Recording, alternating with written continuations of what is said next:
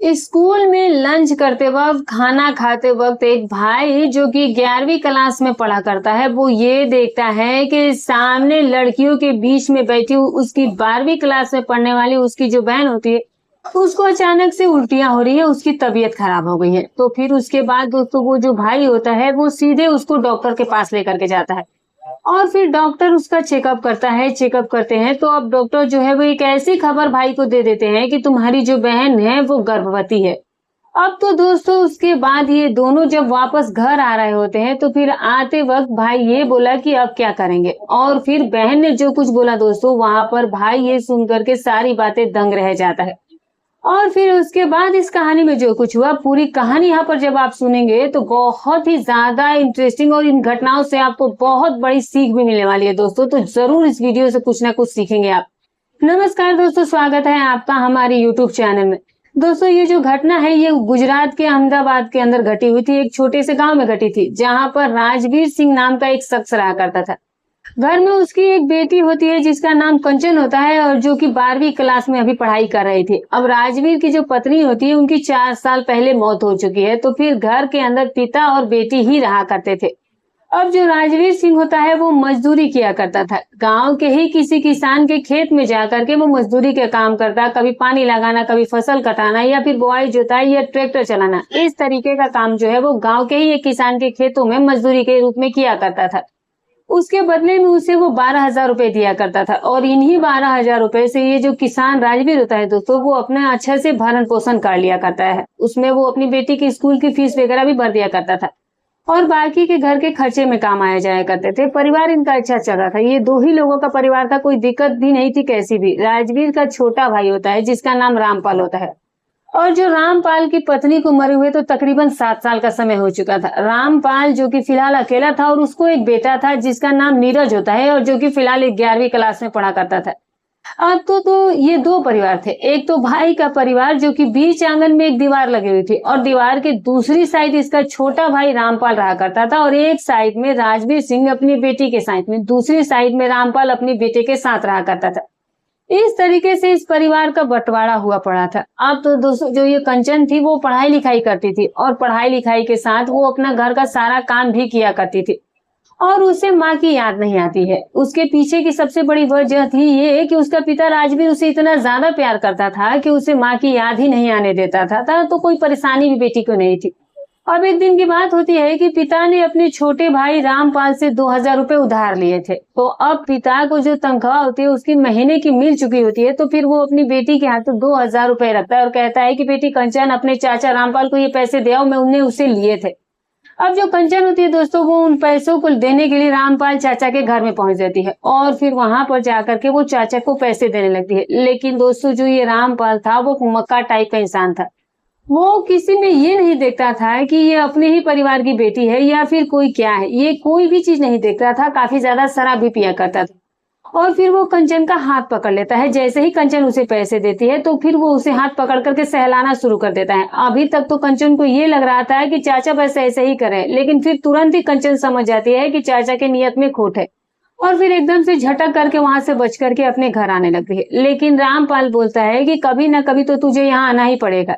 यानी कि अपने बड़े भाई की बेटी के साथ वो ऐसा कांड कर रहा था, ऐसे ऐसे उसे लफ्ज बोल रहा था उसके हाथ पकड़ करके। थोड़ी सोचने की बात थी दोस्तों। और फिर उसके बाद जो बेटी कंचन होती है वो घर आ जाती है, लेकिन वो अपने पापा को कुछ भी नहीं बताती है और यही उसकी सबसे बड़ी गलती साबित होने वाली थी। अगर वो अपने पिता को सब कुछ बता देती तो यहाँ पर मामला कुछ और भी हो सकता था। अब उसके बाद क्या होता है दोस्तों कि जो ये कंचन होती है वो एक दिन अपने स्कूल में गई हुई थी। अब वो तो स्कूल में थी लेकिन जो उसका पिता राजवीर होता है वो कहता है कि बेटी ठीक है, शाम को तुम स्कूल से आने के बाद रोटी बना देना और अगर मैं शाम में खेत पर वापस ना आ पाऊं क्योंकि मैं जा रहा हूँ काम करने, तो फिर तुम एक काम करना कि तुम मेरी रोटी खेत पर ही पहुंचा देना और वापस आऊंगा तो मैं खुद ही खा लूंगा। मैं खेत पर जा रहा हूँ, तुम स्कूल चले जाओ। और घर का जो है दरवाजा लॉक कर देते हैं। अब तो दोस्तों जो ये रामपाल होता है, जो राजवीर सिंह होता है दोस्तों, माफ कीजिएगा, अब राजवीर जो है वो अपनी ड्यूटी करने के लिए खेतों में चला जाता है जो किसान का खेत था। और फिर वहां पर जाने के बाद पहले फावड़ा लेकर के दोस्तों जो पानी वगैरह चलने वाला उसमें घास फूस उगी हुई थी, तो फिर वो उस घास फूस को छीलने लगता है कि पानी आएगा यहाँ से खेत में लगाना पड़ेगा। कुल मिलाकर के वो अपना काम यानी कि अपना ड्यूटी कर रहा था, बस उसी काम में वो लगा हुआ होता है दोस्तों। अब उसे साफ करने के बाद वहां पर खेत का किसान भी पहुंच जाता है, कहता है कि अरे राजवीर, तुमने तो आज बहुत अच्छा काम किया, इतना बड़ा आज तुमने जो ये पानी निकलने का जो ये रास्ता था उसने आज तुमने अच्छे से साफ कर दिया। अब राजवीर सिंह कहता है कि ठीक है जी, आप उसे वो काका कहा करता था अपने खेत के मालिक से। तो वो कहता है कि काका, बिजली थोड़ी देर में आने वाली है तो मैं ट्यूबवेल चला देता हूँ और आप बैठ जाइए अगर आपको बैठना है तो, वरना तो मैं सारा काम खुद ही करके घर चला जाऊंगा। अब तो दोस्तों जो यहाँ पर खेत का मालिक होता है वो वहीं पर खेतों में टहलने लगता है और इतनी में ट्यूबवेल पर लाइट आ जाती है। तो जो राजवीर होता है वो एकदम से खड़ा होता है कि भाई पानी चलाना है, और फिर वो ट्यूबवेल के बने हुए कमरे में चला जाता है जो वहां पर कमरा बना हुआ था। और फिर उसमें जाने के बाद स्टार्टर से वो मोटर चालू करने लगता है जो समरसेबल की मोटर होती है। लेकिन दोस्तों आज जो उसकी किस्मत थी वो खराब थी, उस मोटर के स्विच में या फिर जहां पर वहां का कटा हुआ तार था और राजवीर को इस तरह से बिजली पकड़ लेती है और फिर वहीं पर उसकी तड़प तड़प करके मौत हो जाती है। इधर जो खेत वाला था वो पूरे खेतों पर घूमने के बाद देखता है कि अभी ट्यूबवेल राजवीर ने चलाया नहीं, तो ये कहाँ चला गया। तो फिर वो ट्यूबवेल के पास जाता है, आवाज लगाता है, राजवीर राजवीर कहाँ पर हो, तुम्हें ट्यूबवेल अब तक क्यों नहीं चलाया। और फिर जब वो अंदर कमरे के अंदर जाकर देखता है तो फिर राजवीर को तो बिजली ने पकड़ा हुआ था और उसकी सांसें भी थम चुकी थी। अब ये देख करके जो खेत वाला होता है दोस्तों उसे बहुत बुरा लगता है, उसकी आंखें छलक आती है, क्योंकि जो राजवीर था वो इतना अच्छा इंसान था कि बिना मतलब के भी वो किसी के काम कर दिया करता था और बहुत ही प्यार से लोगों से बातचीत करता था, किसी काम को वो खराब नहीं होने देता था, खेती बाड़ी के सारे काम अच्छे से संभालता था और अपने आप ही अपने काम पर जाकर लग जाया करता था। तो फिर इस चीज को देख करके कि अब राजवीर इस दुनिया में नहीं रहा, तो खेत का मालिक दोस्तों जिसका नाम रोशन होता है उसके भी आंखों में एकदम से आंसू आ जाते हैं और वही वो भी कहीं ना कहीं बहुत ज्यादा दुखी हो जाता है। और फिर उसके बाद वो राजवीर के छोटे भाई रामपाल पास कॉल करता है कि अपने भाई के लिए जो इसे बिजली ने पकड़ लिया है। और फिर रामपाल जाता है, भाई की लाश को घर लाता है और फिर उसका अंतिम संस्कार किया जाता है। और जो बेटी होती है दोस्तों राजवीर की, कंचन, वो रो रो करके बेहाल हो रही थी।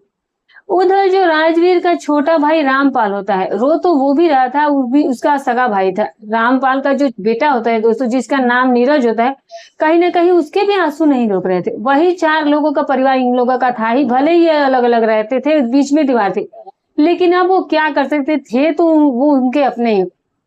और फिर उसके बाद राजवीर की अंतिम संस्कार कर दिया जाता है। और फिर उसके बाद दोस्तों जो राजवीर की बेटी कंचन होती है वो बिल्कुल ही अकेली पड़ गई थी अपने बड़े घर में। माँ का तो पहले ही देहांत हो चुका था और अब पिता भी उसके दुनिया को छोड़कर चल बसे। अब बेटी करे भी तो करेगी क्या, खाएगी क्या, पहनेगी, कैसे रहेगी। अब कुछ दिन तो वो रहती है 1-1.5 महीने तक अपने घर में और फिर उसके बाद जो आस पड़ोस के लोग होते हैं वो ये देखते हैं कि यार जवान बेटी है, इसके साथ कुछ गलत हो गया तो बताओ बेटी की जिंदगी बर्बाद हो जाएगी।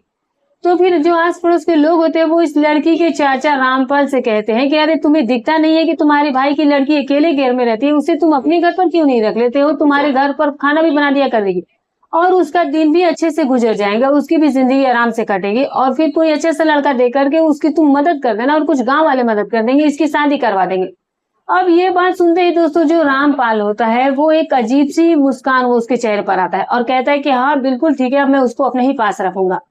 अब उसके मन में क्या चल रहा था ये बात तो किसी को नहीं पता थी। और उसके बाद जब कंचन से कहा जाता है तो वो मना कर देती है। अब जैसे ही रामपाल कंचन से कहता है कि बेटी चल तू हमारे घर पर रहना, लेकिन कंचन को पता था कि उसके चाचा रामपाल की करतूत क्या है और वो गांव की महिलाओं के भी साथ पहले भी गंदा काम कर चुका था और मक्कार टाइप का इंसान था। तो कंचन को लगा कि वो उसके पास चाचा के पास जाकर बिल्कुल सेफ नहीं रहेगी, तो वो बिल्कुल मना कर देती है।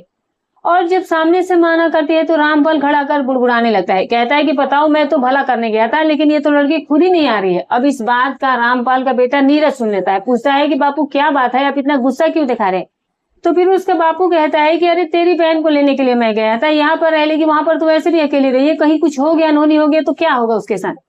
अब यहीं रह लेती, हमारे लिए खाना भी बना देती, यहाँ पर मैं उसका स्कूल में भी एडमिशन करा देता, वो स्कूल भी जाती और तुम्हारे साथ आगे की पढ़ाई लिखाई भी करती। अब ये बात सुनकर के दोस्तों जो ये लड़का होता है जिसका नाम नीरज होता है, जो कि चाचा का लड़का होता है, वो अपने पास जाता है, ताऊ की लड़की के पास, कंचन के पास जाता है और फिर उसे कहता है कि बहन तुम यहाँ पर अकेली कैसे अच्छी लगोगी, अब तुम हमारे घर पर चलो, हमारे साथ रहना, हमारा खाना पीना बनाना और तुम वहां पर सुरक्षित भी रहोगी। पता नहीं रात बिरात यहाँ पर कोई आ जाए और तुम्हारे साथ क्या कर ले, चलो बहन चलो, मेरा भी तुम्हारे साथ मन लग जाएगा। अब तो दोस्तों जो भाई की ये गुजारिश है ये सुन करके कंचन उसके पास चली जाती है कि चलो कम से कम ये मेरा रक्षक रहेगा। और फिर उसके बाद इस घर के में आने के बाद इस घर का सारा काम झाड़ू पोछा सारा काम ये अपने आप करने लगती है। खाना बनाकर भी तरह तरह का इनको दिया करती थी और फिर अपने भाई नीरज के साथ स्कूल जाती थी। इस तरीके से इनका काम चल रहा था। दोनों बाप बेटे को अब वो सुख मिल रहा था जो अब तक उनके पास नहीं था, क्योंकि इन्हें अपने आप चूल्हा जाना पड़ता, अपने आप आटा गूंदना पड़ता, सब्जी झाड़ू बर्तन सारा घर का जो भी काम था ये खुद ही अपने बाप बेटे करते थे। लेकिन अब तो लड़की ने आके सब कुछ संभाल लिया था तो दोनों बिल्कुल फ्री हो जाते। और नीरज तो कहता भी है कि बहन जब से तू आई है तब से मेरी पढ़ाई बहुत अच्छे से हो रही है, वरना तो कभी बापू कहते कि झाड़ू लगा दे, कभी कहते पोछा लगा दे, कभी कहते कपड़े दे दो, इसी तरह के से मेरे पीछे लगे रहते थे। अब तो तुम सारा काम कर लेती हो। और बहन अपने भाई से कहती है कि हाँ भैया मैं कर लूंगी, तुम चिंता मत करो, तुम अच्छे से पढ़ो, मैं भी तो पढ़ रही हूँ। अब तो दोस्तों इस तरीके से यहाँ जो परिवार है वो चलने लगता है। अब धीरे धीरे करके समय बीतने लगता है। अब क्या होता है कि जो चाचा होता है वो तो मक्कार टाइप का इंसान था ही। अब क्या होता है यहाँ पर कि जो ये चाचा होता है दोस्तों, वो उस लड़की की तरफ गंदी नजर से देखना शुरू कर देता है, वो उसकी गंदी नजरों से घूरने लगता है। और जो ये कंचन होती है दोस्तों, वो चाचा के बारे में बहुत अच्छे तरीके से जानती थी। अब जो ये चाचा होता है दोस्तों, वो कंचन को जैसे पढ़ा रहा था तो उसको खर्चा भी दे दिया करता था। और फिर एक बार की बात होती है कि जो ये लोग कंचन और जो इसके भाई नीरज होते हैं दोस्तों, ये स्कूल में होते हैं। और फिर स्कूल में क्या होता है कि स्कूल में जो स्कूल के टूर होते हैं, उस टूर के लिए लड़कों को, बच्चों को तैयार किया जाता है स्कूल वाले। और उनसे ये कहा जा रहा था कि इस टूर में, इस पिकनिक पर जो लोग 2000 रुपए लेकर आएंगे हम उनको अपनी पिकनिक में शामिल करेंगे। अब तो जो लड़का नीरज होता है वो खुश हो जाता है कि वो कंचन से वैसे तो छोटा था लेकिन उसके अंदर समझदारी बहुत थी। और घर आते ही वो अपने पापा से कहता है कि पापा 4000 रुपए हमें दे दो। पापा कहते हैं कि किस लिए तुम इन लोगों को 4000 चाहिए? तो वो कहता है कि हमारे स्कूल से स्कूल ट्रिप पर जा रही, पिकनिक पर जा रहे हैं, हम लोग भी पिकनिक मनाने जाएंगे, हमें भी 2-2000 रुपए चाहिए। 2000 मेरे हिस्से के और 2000 कंचन के हिस्से के। लेकिन दोस्तों अब यहाँ पर जो ये 2000 रुपए वाली बात आती है, तो जो रामपाल होता है वो बेटे को तो 2000 रुपए दे देता है, लेकिन कंचन को वो पैसे देने से बिल्कुल मना कर दिए, क्योंकि उसके मन में तो कुछ और ही चल रहा था। कंचन सोचती रह जाती है कि मेरे माँ बाप नहीं है, ये तो चाचा है, दे दे या ना दे ये तो इसकी मर्जी है। वो भी चुपचाप लगाकर अपने काम में लग जाती है कि ठीक है मैं नहीं जाऊंगी बाबू, तुम चले जा। और फिर नीरज जो है वो टूर पर चला जाता है पिकनिक मनाने के लिए। अब उसके बाद दोस्तों यहाँ पर जो कंचन होती है वो घर में अकेली रह जाती है। और जो चाचा होता है रामपाल, वो शाम को दारू पीने के लिए ठेके पे जाता है, शराब लेता है, शराब मन भर के पीता है और फिर जाकर के वो घर पर आता है। घर पर आकर देखता है कि कंचन जो है वो पढ़ाई लिखाई कर रही है। उसको देख करके पहले तो वहां पर बैठा बैठा पता नहीं मन में क्या क्या ख्याल बुनने लगता है, लेकिन फिर एकदम से कहता है कि कंचन खाना ला। कंचन पढ़ाई से उठती है और जाकर खाना गर्म करती है, क्योंकि खाना तो पहले से ही बना हुआ था और चाचा जो घर में रात को 10 बजे पहुंच जाता है। और अब यहाँ पर क्या होता है दोस्तों कि कंचन जो है वो अपने चाचा को खाना गर्म कर करके लाकर दे देती है। और फिर इसी में रात के तकरीबन 11 बज चुके थे। और रात के 11 बजे अब कंचन पढ़ाई करके और स्कूल वगैरह जा करके थक जाती है, तो वो अपने कमरे में जाकर सो जाती है। उस घर में 3 कमरे थे, जिसमें कंचन और कंचन के भाई एक कमरे में सोया करता था और एक कमरे में वो चाचा सोया करता था। अब रात के 10 बजे कंचन सो जाती है 11 बजे, लेकिन चाचा को नींद नहीं आ रही थी। एक तो उसने शराब पी थी और शराब पीने के बाद ये सोच रहा था कि 2 दिनों के बाद मेरा बेटा आएगा जिसका नाम नीरज है। अब वो 2 दिन तक क्या किया जाए, इसी बारे में वो विचार कर रहा था। और फिर इसके दिमाग में आइडिया आता है कि 2 दिन क्यों ना मजे लिए जाए, क्यों ना एंजॉयमेंट किया जाए। और फिर दोस्तों रात के 12 बजे वो बेशरम चाचा जो है वो अपनी भतीजी के कमरे में पहुंच जाता है। वहां पर जाकर के पहले तो देखता है कि ये कैसे सोई है, किस तरह से, और फिर उसके बेड पर बैठकर उसको दबोच लेता है। और दबोचने के बाद उसके मुंह पर हाथ रख देता है, कपड़ा ठूस देता है और फिर उसके साथ वो गलत हरकत कर बैठता है। और जो बेटी होती है उसकी आंखों में आंसू थे, लेकिन जब सारा काम हो जाता है तो फिर उसको ये धमकी देता है। कहता है कि अगर तुमने ये बात किसी को कही या फिर अपने भाई को भी बताया तो फिर मैं तुम्हें जिंदा नहीं छोड़ूंगा और तुम्हें घर से भी निकाल दूंगा, और फिर देखता हो कि तुम कहाँ पर खाओगी और कैसे रहोगी। अब जो लड़की का कोई देख रेख करने वाला था ही नहीं, तो वो बेचारी क्या कर सकती थी। अभी 12वीं क्लास में पढ़ती थी, वो भी बची थी, डर जाती है और अपने भाई से वो कुछ नहीं कहती है। 2 दिनों तक लगातार इसके साथ वही सब कुछ होता है कि नीरज जो था वो 2 दिन के बाद आने वाला था।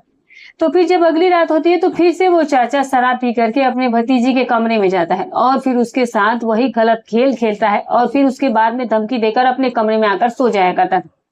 अब यहाँ तक क्या होता है दोस्तों कि 2 दिन के बाद उसका भाई भी आ जाता है। अब भाई तो आ जाता है, लेकिन कंचन जो थी वो अपने भाई नीरज से कुछ नहीं कहती। उसे शर्म आ रही थी कि आखिर मैं कैसे कहूंगी, क्या कहूंगी उससे। लेकिन वो काफी ज्यादा उदास रहने लगी थी। बहन को उदास देख करके जो नीरज होता है वो बार बार पूछता है कि बहन तुम्हें क्या हुआ है, तुम आजकल इतनी उदास क्यों रहती हो, वरना तो तुम ठीक ठाक रहती थी, तुम मुझसे बात भी करती थी, हंसती बोलती भी थी। लेकिन कंचन फिर भी उसे कुछ नहीं बताती है। उसे बहुत ज्यादा अंदर से डर लग रहा था कि अगर मैंने अपने भाई नीरज को कुछ भी बता दिया तो फिर जो ये मेरा चाचा है वो नीरज को बहुत पीटेगा, ये बेचारा बच्चा बेकार में ही पीटा जाएगा, तो फिर वो कुछ नहीं बताती। वैसे भी बड़ी बहन माँ के समान होती है, मातृत्व का भावना अपने आप ही बड़ी बहन के अंदर आ जाती है। और फिर उसके बाद कोई दिक्कत नहीं, वो पढ़ने लिखने स्कूल एक साथ जाते हैं, एक साथ पढ़ने लिखने जाया करते हैं। और फिर उसके बाद क्या होता है दोस्तों कि जो ये चाचा होता है, अब चाचा जो है वो इस कंचन को स्कूल जाने से भी रोक ले देता है और बहाना ये लगा देता है कि मेरे पास अब इतने पैसे नहीं है कि कंचन मैं तुम्हारी फीस भर पाऊं। लेकिन उसके मन में कुछ और ही चल रहा था, ये बात तो सिर्फ एक बहाना थी। और फिर उसके बाद कंचन कहती है कि ठीक है चाचा, मैं स्कूल नहीं जाऊंगी, वैसे मैं कौन सी मुंह से कहूंगी कि आप फीस भरिए, क्योंकि आप मेरे पापा थोड़े ना हो। कंचन जो है वो कहीं ना कहीं रो करके घर पर बैठ जाती है। नीरज बेटा अब स्कूल जाया करता था, अब तो इस चाचा का कर्मकांड रोज का ही चालू हो जाता है। जैसे ही घर में कंचन रहा करती थी तो फिर उसके साथ ये गंदी हरकत करता, कभी सुबह कभी दोपहर कभी शाम को। लड़के के आने से पहले सारी हरकतें उसके साथ कर लेता था। कई बार ऐसा होता कि लड़का जब गहरी नींद में सो जाया करता तो रात के समय में ये कंचन के कमरे में फिर भी पहुंच जाया करता था। इस तरीके से उस लड़की का उसने जीना हराम कर दिया था। शराब के नशे में वो उसके साथ बहसियत कर रहा था और लड़की इन सारी चीजों को अब झेल नहीं पा रही थी, लेकिन वो कहने से भी डर रही थी। पड़ोसियों से कहा जाएगा तो लोग ये कहेंगे कि जिस चाचा ने उसे रखा उसी के ऊपर ये आरोप लगा रही है। ऐसे भी तो लोग होते हैं दोस्तों, एकदम से थोड़ी ना वो कोई मान लेंगे। अगर वो अपने भाई नीरज से कहे तो शायद वो भी ये कह सकता है कि मेरे पापा के ऊपर ये इल्जाम लगा रही है, तुम ये क्यों कर रही है। तो फिर दोस्तों वो बेटी जो थी वो सारे दुख को घूट घूट करके पिए जा रही थी और घूट घूट के अब जिंदगी भी जी रही होती है। लेकिन दोस्तों अब क्या होता है कि एक बार की बात होती है, घर पर वो रहने लगी थी। अब उसकी तबीयत जो है वो बहुत ज्यादा खराब हो जाती है और घर पर चाचा तो था नहीं, भाई स्कूल से आया तो फिर वो देखता है कि बहन को काफी ज्यादा उल्टियां हो रही है और उसकी हालत बहुत ज्यादा खराब है। कई बार वो टॉयलेट में जा रही है तो अब भाई को लगता है कि कहीं बहन को कुछ हो ना जाए और फिर वो उस बहन को हॉस्पिटल ले जाता है कि चलो बहन मेरे साथ। हॉस्पिटल में ले जाने के बाद डॉक्टर उसे कहते हैं कि पहले चेकअप होगा और उसके बाद ही हम किसी नतीजे पर पहुंच जाएंगे। तो भाई कहता है कि ठीक है लो आप लोग चेकअप कीजिए। और फिर डॉक्टर साहब उसका चेकअप करते हैं, अल्ट्रासाउंड करते हैं। तो फिर डॉक्टर जो है वो बाहर निकल करके उस भाई को बताते हैं कि जो आपकी बहन है जो कि अभी गर्भवती है और इसी वजह से इसे उल्टियां लग रही हैं, इसी वजह से इसके हाथ पांव में भी दर्द है। अब तो ये बात सुनने के बाद भाई के पैरों तले से जमीन खिसक जाती है। और फिर उसके बाद दोस्तों क्या होता है कि जो ये कंचन होती है वो अब अपने भाई के साथ वापस अपने घर की तरफ लौट रही होती है। अब जो भाई होता है वो कहता है कि बहन मैंने तो तुम्हें इसीलिए अपने घर में लाया था कि तुम्हारी इज्जत सेफ रहेगी, लेकिन तुमने तो फिर भी हमारी नाक कटवा दी। हमारे परिवार के बारे में लोग अब कैसी कैसी बातें करेंगे और क्या क्या कहेंगे। इतनी बात में वो चुपके से अपनी बहन से कह रहा था। और फिर क्या होता है कि गांव की तरफ वो लोग कदम बढ़ा रहे थे, लेकिन दोस्तों अब जैसे ही कदम बढ़ाए जा रहे तो फिर बहन के आंखों से आंसू रुक नहीं रही थी, वो लगातार रोई जा रही थी। रोना जो था वो कुछ ज्यादा ही तेजी से हो जाता है।